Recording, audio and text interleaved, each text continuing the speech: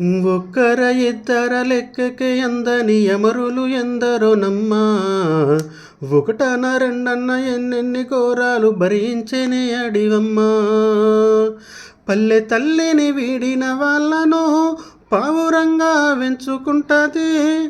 కన్న తల్లిని మరిచినోళ్ళను గౌరంగా సాదుకుంటది. న్యాయమొక్కటి రక్షించమంటూ ఉద్యమాన్ని నూరిపోస్తుంది.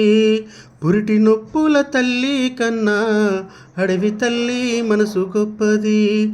బాధ్యతల్లో తండ్రి కంటే అడవి తల్లి పాత్ర పెద్దది. అర్ధరాత్రి శత్రువు వస్తే ఎండిన కులాలి కీడి చేస్తుంది. పాడు శకునం కంట్లో పడితే పక్షితోని కబురు పంపుతుంది. పురిటి నొప్పుల తల్లి కన్నా అడవి తల్లి మనసు గొప్పది. బాధ్యతల్లో తండ్రి కంటే అడవి తల్లి పాత్ర పెద్దది.